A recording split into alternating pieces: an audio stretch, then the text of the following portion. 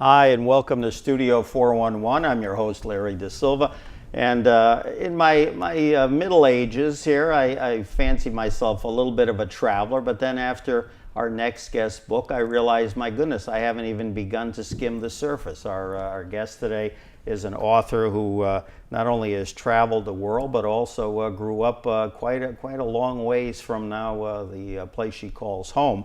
Author Margaret H. Esbager's Dopirak is joining us here, and she's written a memoir, a book called Missionary Kid. Margaret grew up as parents of missionaries, and again back in India, beginning in the early 40s when India didn't even have its independence. So that didn't come along till 1947, and she is going to fill us in on quite a lengthy life, quite a eventful life to say the least.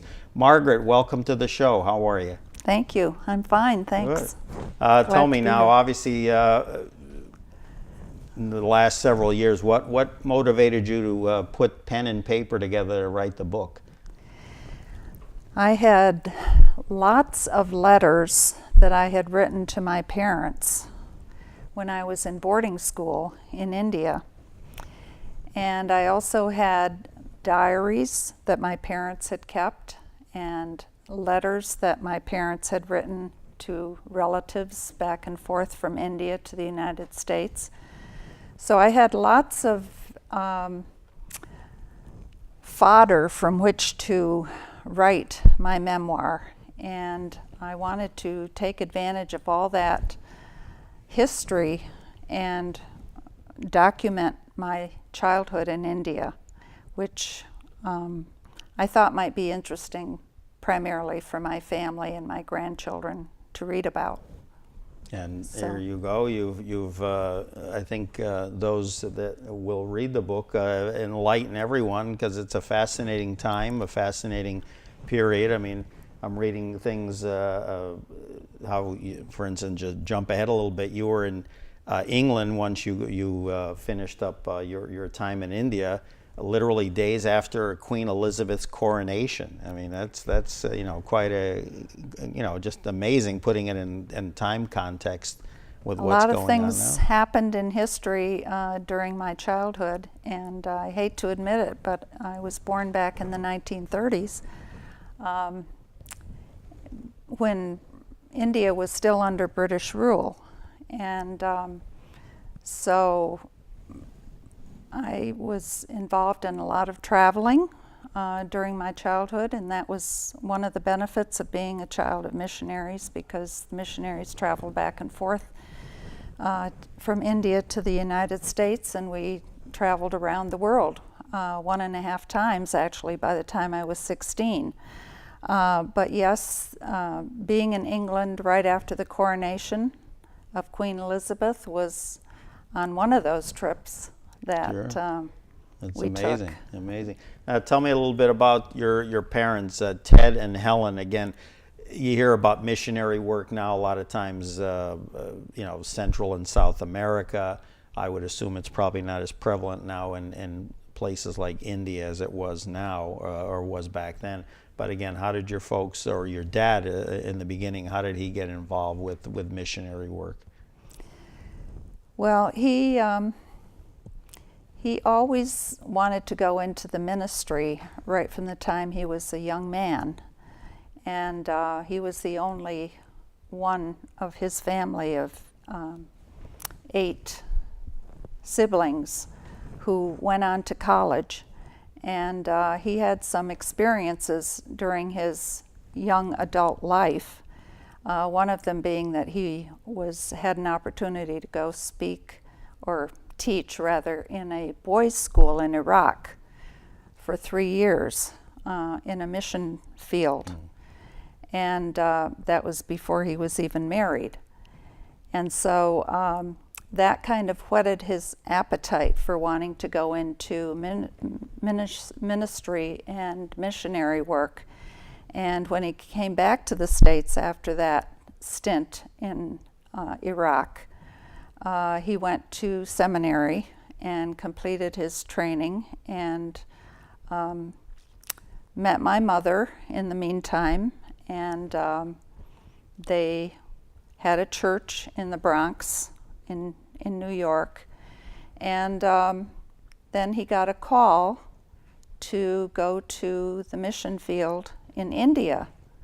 So that's how he ended up doing missionary work in India. And that was around 1935, correct? 1935 is when they went over to India. And now when they went the first time, you weren't born yet because you were born over there, even though legally, again, you're an American citizen because obviously your parents were visiting or however they classify it.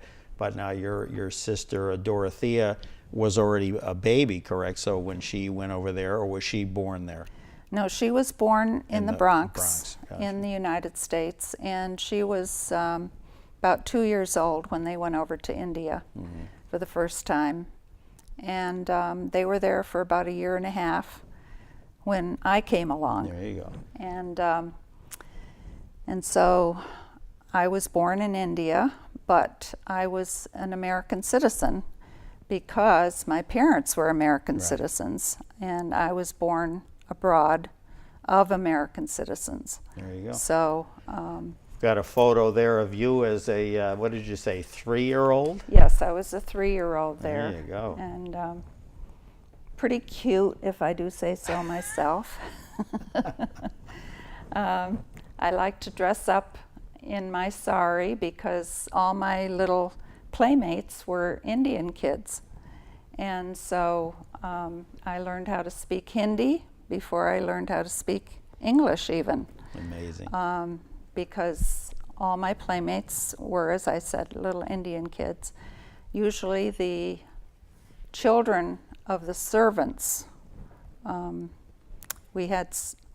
parents had servants in the household. And that was an acceptable thing to have. So it was definitely a class system or in India at that time. Well, yes, and the British had already established that kind of a lifestyle in India. And so the American missionaries and missionaries that came from other parts of the country, of the world also, just fell into that same kind of lifestyle that the British had already established. And so the foreigners were basically separated from the Indian people and lived in bungalows with walls around the bungalows. And they had servants, as the British had. So it was just an accepted way of living at that time. Margaret Dopirak joining us here on Studio 411 for the hour. The book Missionary Kid, a memoir, born in India, bound for America. And again, just a marvelous collection of stories, anecdotes, a lot of photos in here too. We'll show you a few of them as we go along. Talk about your earliest realization of what it was to be a Christian. In other words, was that was there a very religious household or Well, I wouldn't say very religious, but my parents, of course, my father being a minister, pastor, and my mother as well, they were Christians, and they instilled those religious values in their children. And what that meant basically was that we said prayers at mealtime. We went to church every Sunday. I said my prayers every night. That was a very important thing. And of course, Jesus was always looking over my shoulder to make sure that I was being a good girl. And it was important for me to be a good girl. And so every night when I said my prayers, I would say, "And please make me a good girl." There you go. So but I wasn't always a good girl. Well, I was going to say that some of those things that you talked about that your parents tried to instill in you, sometimes I think we could use more of that in this world. But again, nothing is foolproof. But also now I'm thinking, here she is being tucked into her room or her bed at night, and I'm reading about stories about cobras and other assorted animals, not your parakeet, dog, and cat. So I mean, again, cobras. Right? Is there one in there I thought I saw where you were either in a room or in your bed, and there was a snake that somehow got past the guards? Well, we always were on the lookout for snakes, but the cobra was not under my bed. Actually, the cobra was one of my earliest memories when I was about maybe 2.5 years old. We had my older sister and I had a nursemaid who we called Hannah, was her name. And she took care of us during the day so that my mother could take care of other things in the household. And of course, my father was off doing his job. And one of our places to play would be out on the veranda of the bungalow. And I remember specifically sitting and playing with my doll on the steps of the veranda. And out of the corner of my eye, I saw this snake coming toward me. And I didn't know what it was, but Hannah told us very sharply to be very still. And so we paid attention to Hannah, and my sister and I were very still. And at that very moment, the cobra raised its head up and put its head up with its big jaws or whatever you call them, and then it just lowered its head and slithered off. Thought twice. And I realize I was very fortunate, but I was an obedient child. Thank goodness so was the cobra. We're looking at an image here of the way India was back, I guess, pre-1947. Now, Yes. Give us a little perspective. Where were you located? That was what, Central Province, or were you off on the eastern side of the country? At that time, my parents were stationed in the central part of India, which was at that time called Central Provinces. Now it's undergone some changes, and it's called Madhya Pradesh. Okay. But the hub of the mission station that my parents were in was called Raipur, which was in the central part of India.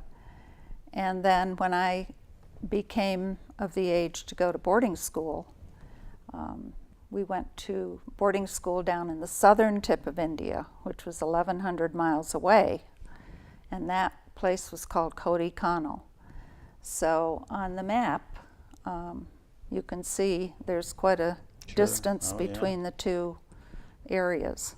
In those days, just to jump ahead, was that done by train when you went to boarding school? Because you talk about the summer holidays, whereas here would be May to August or June to September. There was October to January in terms of your holiday time from when you were in boarding school.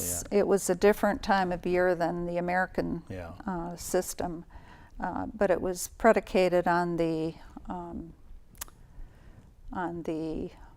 climate of the country.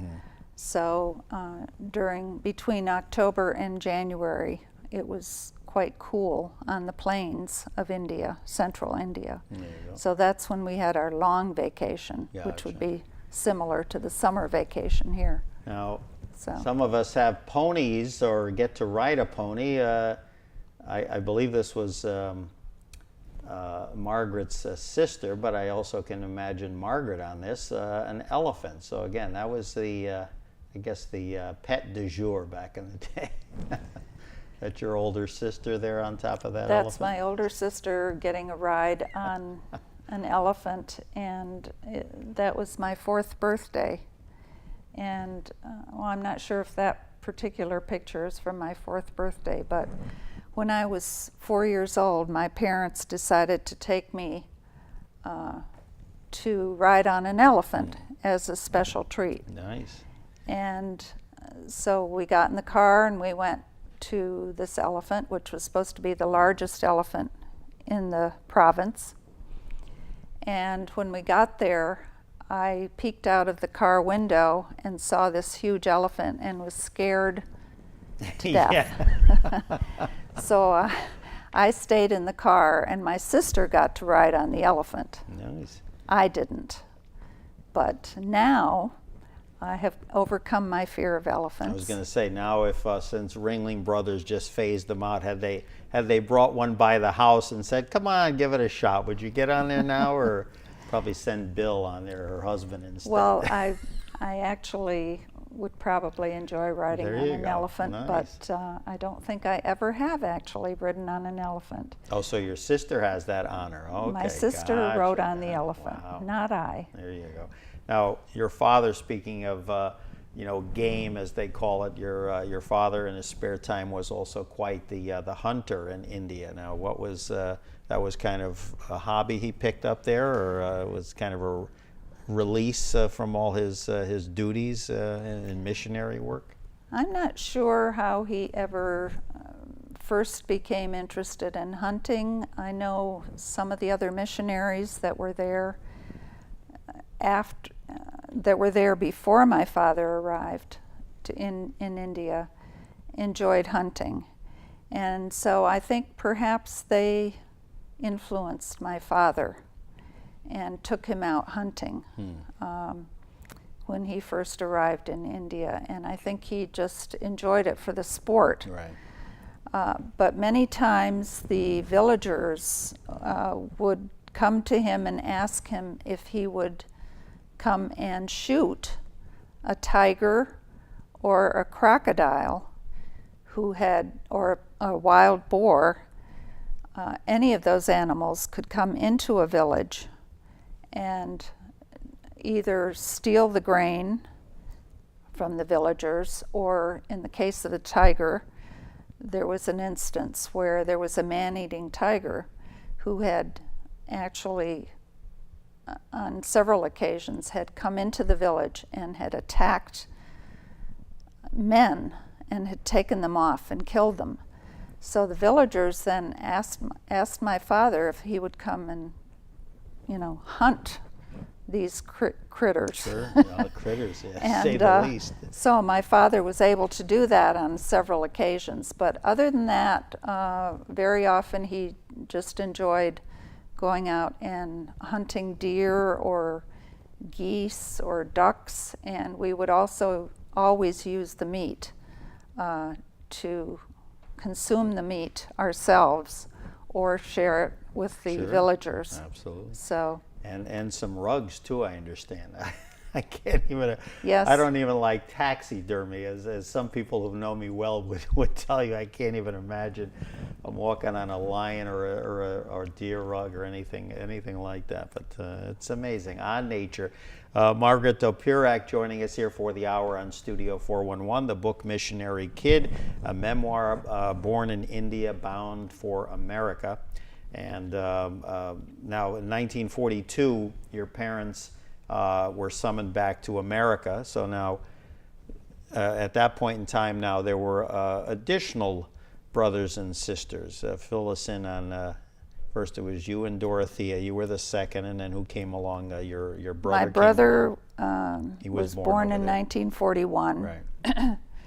So when the war broke out, he was just a baby, and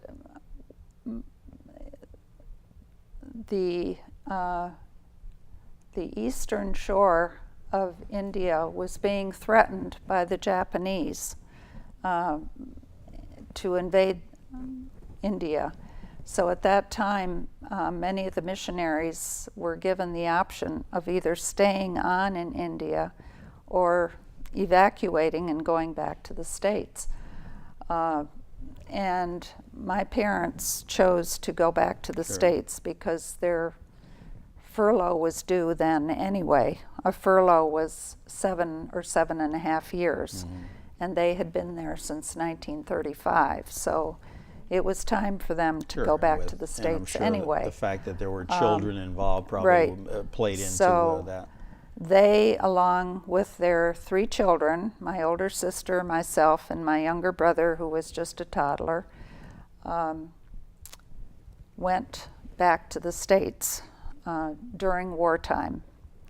And as it turned out, India was never actually bombed or anything like that, but many of the missionaries stayed on in India. Now, that was a 6-week tour by boat, correct? Yes. And that was, I understand, at various points there were kind of military escorts that kind of would get you from point A to point B along the way, that maybe as a child weren't conscious of it. I'm sure your parents were very conscious of. It's one thing to get chaperoned, but this was a whole different beast, to say the least. I was 5 years old on that journey, and I don't remember too much about it, but my father wrote many notes about it in his diary, and I have read other accounts of that particular boat trip over the oceans, and it was very hazardous. Other ships similar to ours were torpedoed, and there were submarines, German submarines in the oceans, and we managed to escape all those threats. Were able to get back to the States unharmed, but there were many close calls during that journey. Now, there was, I thought in the book there was a mention of, at one point, I guess as you were arriving into New York, whether you recall it or not, perhaps your parents or your older sister do this, seeing the Statue of Liberty as you approached. Do you have recollection of that? Or I do. I have a dim memory of it, and I do remember people saying, "Praise God, from whom all blessings flow," as we came into the harbor, New York Harbor, because it had been such a hazardous journey and we had had so many close calls. And all the passengers were just so grateful that we were able to get to our destination. As I read that, I was reminded, and again, perhaps more in your parents' memory if they had written about it, but I thought, geez, I wonder how they must have felt. It must have almost given them a feeling of how the immigrants felt when they arrived in New York, coming from wherever lands they were coming from in this case, and seeing the Statue of Liberty. You always read about that kind of, overwhelming feeling of like, here's our new home, or in your case, my returning home. Well, no, that was really for the first time. It was my first time. Your sister would have been, correct? It was her first time to come back to the United States, right. but she was born in the United States. Obviously your mom too, I got the impression. It's one thing, I guess, when you're a minister's wife, you may not be quite on the same plane in terms of, buying into something. So it kind of, I'm sure she had to adapt herself to being, the wife of a minister, and it comes with a lot of responsibility.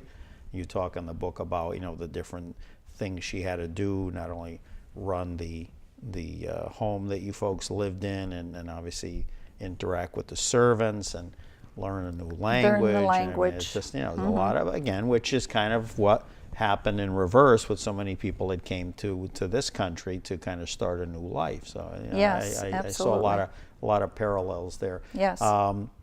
After visiting various relatives, then you relocated to Michigan, and then you spent a few years there. And tell me about that. Michigan was both my parents' home state. My mother was from the Detroit area. My father was born and raised in Muskegon, Michigan. And so basically all our relatives are in Michigan. And some of my mother's relatives were in Canada as well, right across the river from Detroit. Right. So that's where we set up our home in the United States, was in Michigan. And it was my first introduction to life in the United States. And now that was, I know there were some passages in there where, again, it's living on a strict budget because, again, I'm assuming it's being subsidized in part by the ministry, but still that there were sometimes, as are in any family, certain debates, we'll call them, between mom and dad about, Yes. what to spend or what not to spend. So again, and plus when you have several children, it certainly makes for an interesting... Yes, they lived on pretty much a shoestring salary, and my dad was supposed to report all his extra earnings to the mission board because he wasn't supposed to really make any extra money.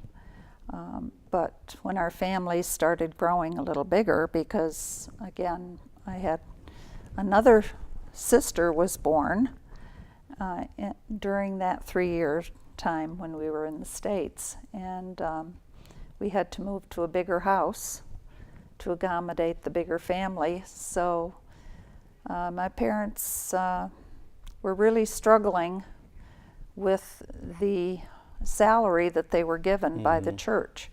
So my dad did extra jobs and finally, felt a little guilty because he wasn't always reporting his extra income back to the mission board. But with good reason. Again, but it's we needed that money. As yes. they say, sometimes people have to take action for certain reasons. We had to support him, his family. Exactly. Yes, and we certainly didn't live luxuriously. Now, you've talked in the book and also here in the time we've spoken about saved letters, photos. Picture something like this going on now. Let's say that you were now fast forward 60 years later, and you were a missionary kid in South or Central America, and you're like, well, Margaret's written a book. Well, geez, let me show you my texts and my Instagram or whatever. I mean, obviously things are so much faster pace. I mean, you have a whole section in the back of the book, and I'm sure more to come, where you have tons of letters and correspondence. There's a certain beauty about that I think is lost because everything today now is and is so rapid fire. I mean, it's like there's no I'm 1,100 miles away. Oh, let me text or let me call my mom and dad. I mean, now they have they're homesick and they have no idea what homesick is really like. No, that's true. We depended on writing letters back and forth because we didn't have telephones. I'm sure there were telephones at that time, but we certainly didn't have them in our home or in our school.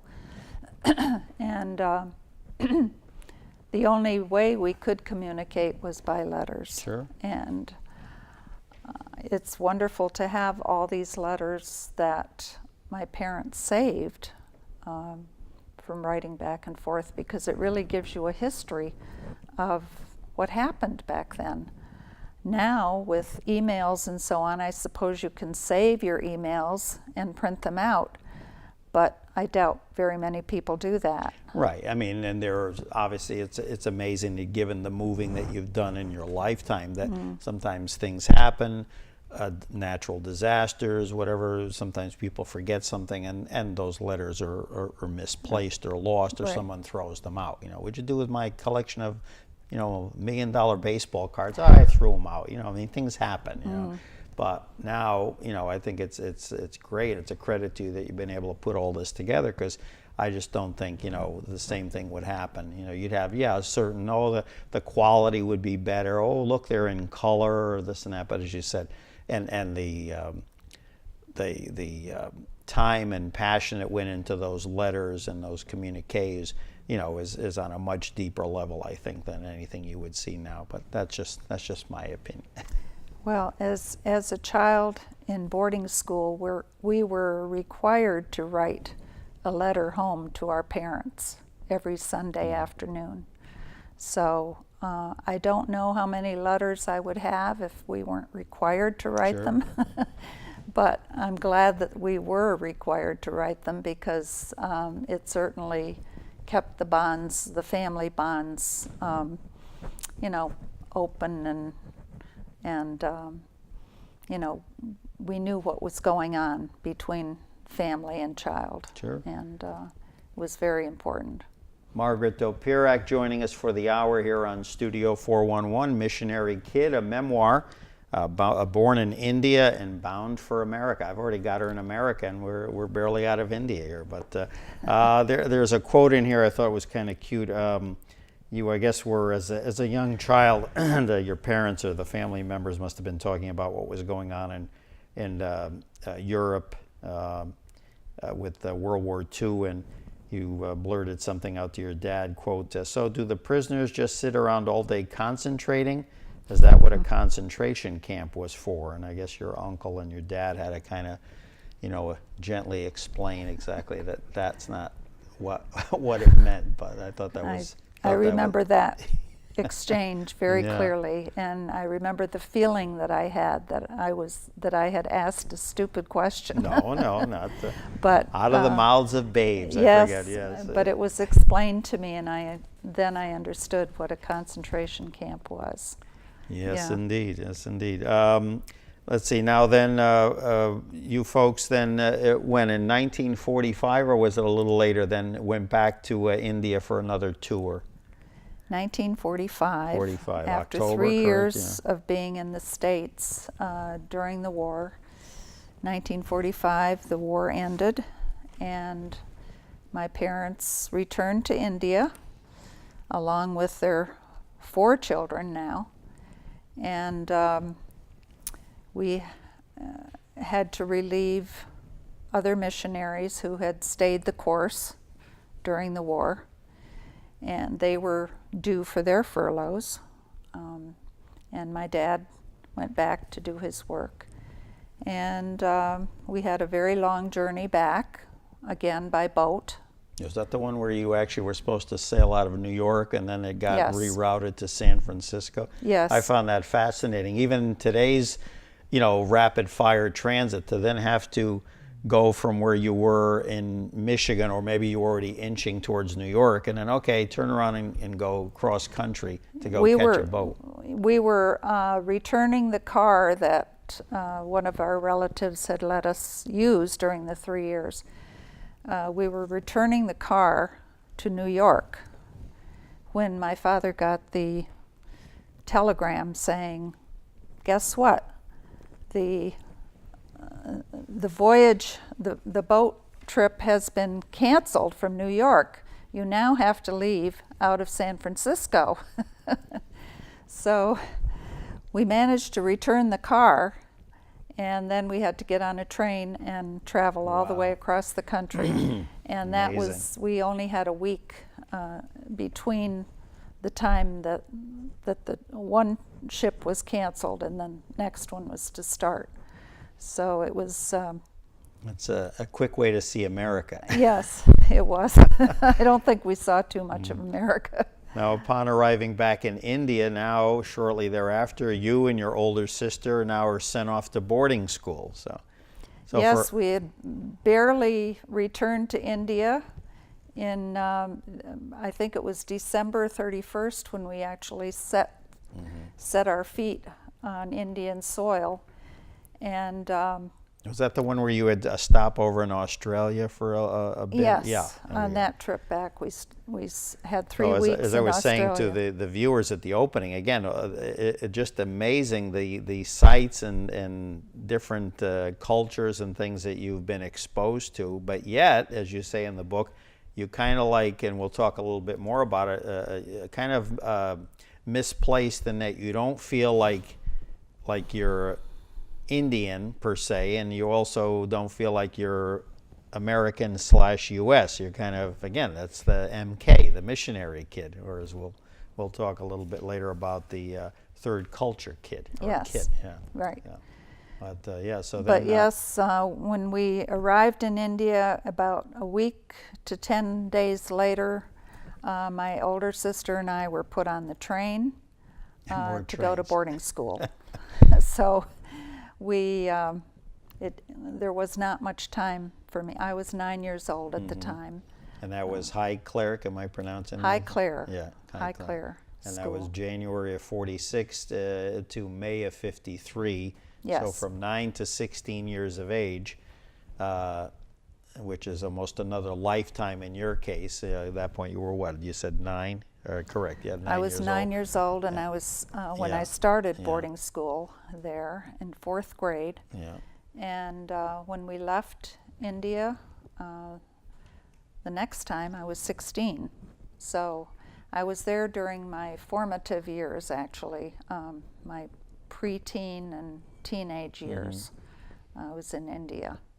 And now for your sister, that must have been, I don't know if you've ever talked with her about it, but that must have been good in the sense of having someone, because before that, I mean, well, she had gone to school like you in America. How did she adapt to now being that much older than you, now being uprooted from Michigan school, where I'm sure she was enjoying it, and now all of a sudden here I am now in the boarding school. Yeah, I've got my younger sister, so at least I've got somebody I can interact with, but still, that must have been tough, because at that point she probably was almost into her teen years. Yeah, she would have been 13 Yeah. when she started back into school. But being the oldest, she had to go to boarding school first when she was only 7 years old, back before I ever went to boarding school. But she had to be the pioneer. Sure. Trailblazer, yeah. And in some ways for you, that was actually a good thing. You know what I'm Yes, saying? it And was. I was very fortunate to have an older sister who was in school with me. And then later on, you kind of helped trailblaze for your brother, For my because then brother. he followed you, and I assume by that time, And my younger your sister. sister Dorothy was Yes. probably had already graduated or had Yeah. moved on, and eventually she came to this country as well to Yes, attend my college. older sister graduated 2 years before we left India for the second time, and she was on her own basically. Had to come to the States by herself and start college and so on. There you go.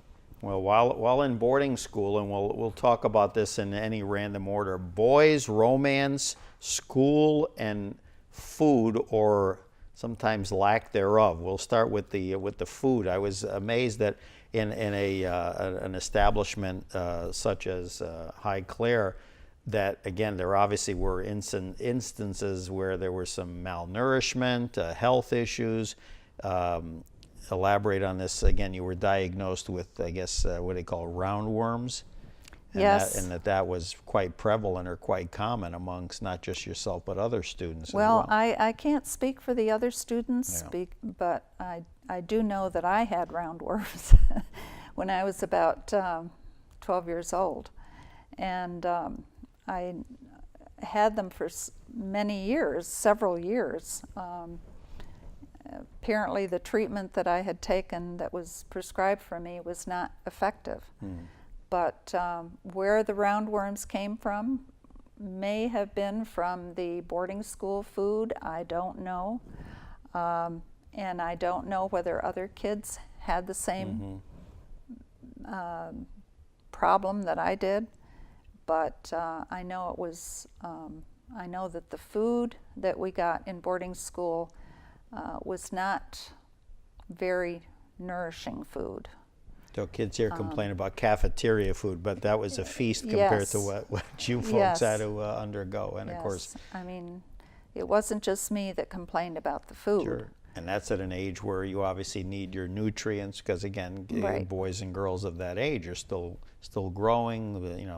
old We were- vitamin D and all that other good stuff. We were growing, but we weren't Yeah. gaining weight, or and there was not much opportunity to have any other food because we were, pretty much dependent on the boarding school food. And now while we were away. boys and romance. So again, there was a little of each, right? Correct. So it wasn't like boys were like segregated from the girls. I mean, you were in classes together and obviously could interact with each other. Yes, well, on the campus, of course, we were housed on opposite sides of the campus, but it was a co-ed school, and from first grade through 12th grade, and there were probably about 200 or 250 students altogether. So it was a small school. We all knew each other. We all knew what everybody else was doing, pretty much. And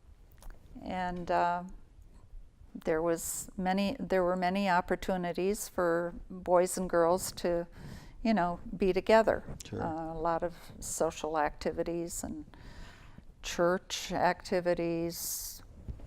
And School. we've got that map up again. If we can pull that up again, where your school was located was down on the southern tip, correct? Yes, where it Yeah. says Cody Connell. So between those, I believe there are 2 red dots there on that image. So that's roughly 1,100 miles from Yes. about the eastern center of the country where your parents were, and then where you were going to High Clare. So again, Yes.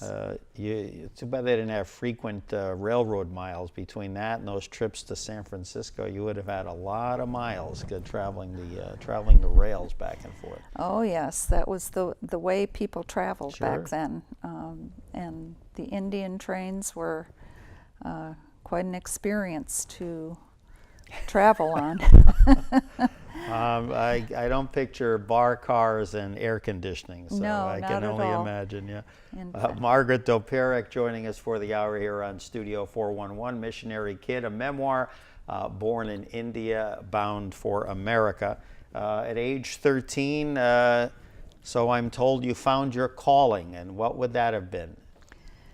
I knew then that I wanted to be a nurse, and the thing that really, the experience that I had really helped me decide that I wanted to be a nurse, and that was when I was on long vacation one year. We had our physicals every year for school at the mission hospital, and the doctor there said, "Would you like to have a tour of the hospital?" And I said, "Yes, I would." And so he let me take a tour of the hospital, and I saw all the patients with their various diseases and malnutrition and very sad situations, and I didn't feel that they were being taken care of properly. But I'm sure they were. It's just that at the time, I didn't think that they were being taken care of. And I thought, if I was a nurse, I would be taking care of these people. I would be helping them get well. And then the doctor said, "Would you like to see an operation?"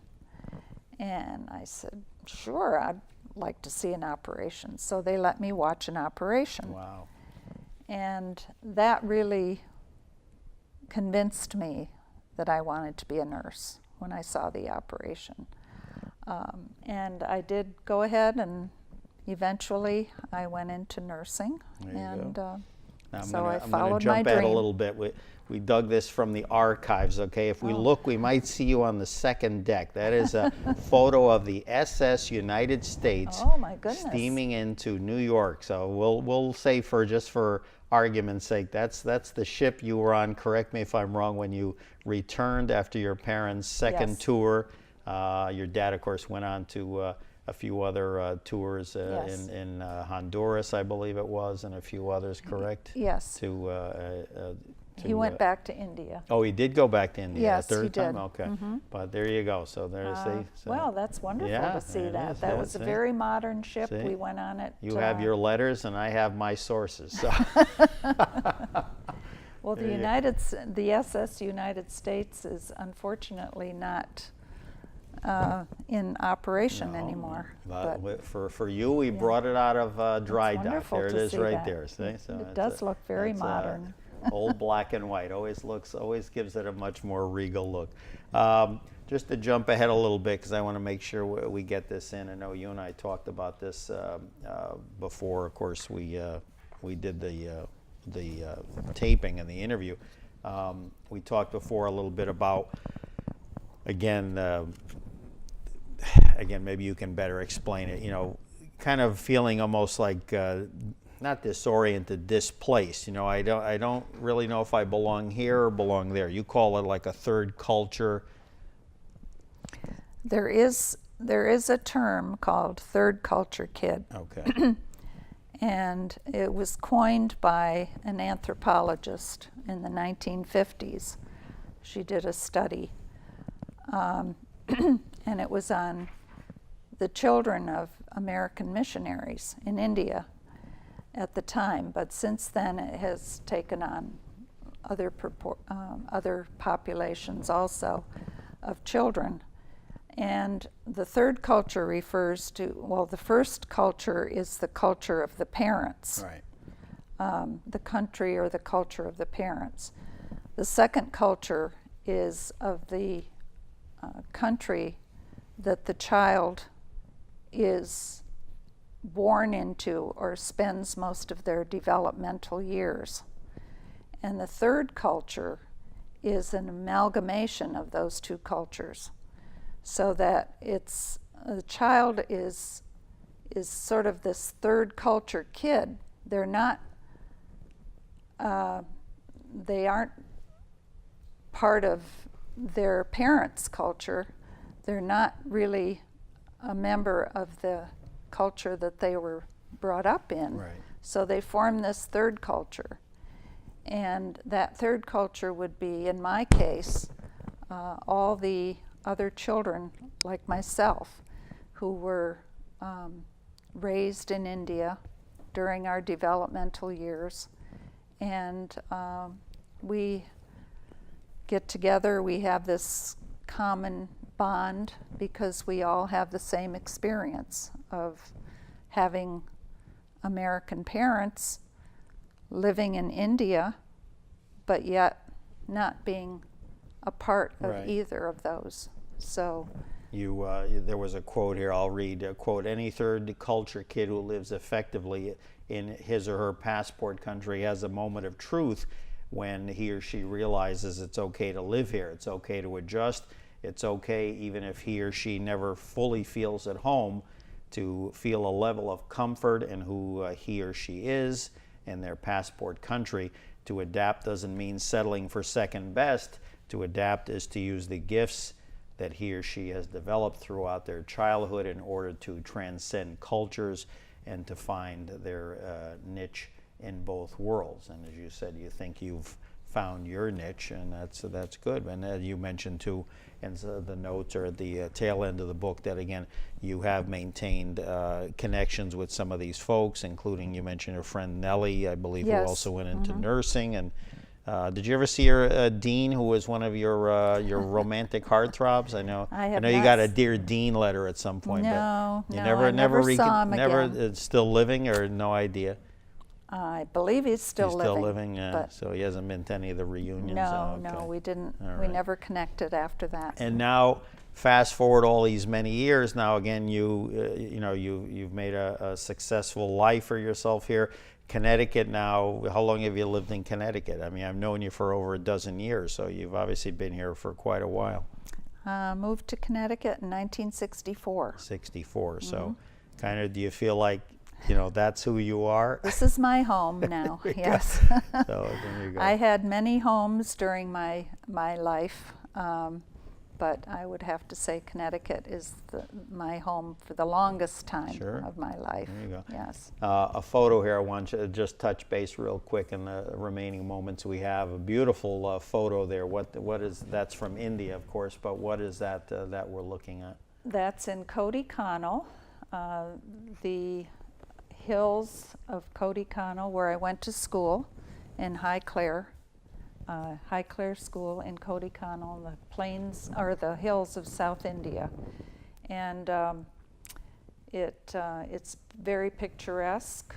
There's eucalyptus trees there. There's a beautiful lake, which you don't see in this picture, but it's very, very beautiful. 7,000 feet up in the mountains, and that's where I went to school during that 7.5 years There you go. in boarding school. And now this one here too, we didn't get a chance before. That's the tin bungalow where my parents lived and where we lived on long vacation. And that's the home where my parents worked out of for most of the time, in Raipur, Central Provinces, India. Now, have you been back to India at all in the No, I last haven't. 30, No. 40 years? I have not been back. My siblings have been back on various occasions, but I have not been back, and I really don't want to go back because I want to remember it Sure. Oh, yeah. as it was when I was there as a child. Ever, because I know you and your husband Bill travel a tremendous amount. I marvel in how well these folks travel. I don't know how they have the time or energy. But have you ever given thought to, maybe going on a missionary trip, not quite on that same level, but maybe like South Central America, or, doing something like to, give back to others in that way, or you kind of say, no, I'll do it another way? No, I haven't. No, I haven't. There you go. No, that missionary work was my parents' calling, not mine. Gotcha. So I give them all the credit for doing the work that they did. Still And like riding trains once in a while, or more more enjoy airplanes? riding trains, Yeah. yes. There you go. But And now this one real quick here before we head out. that was called Pillar Rocks. It was another scene in the Kodaikanal Hills, There you place go. where we used to hike to. All right. So Well, Margaret, a pleasure having you here. See, I told you.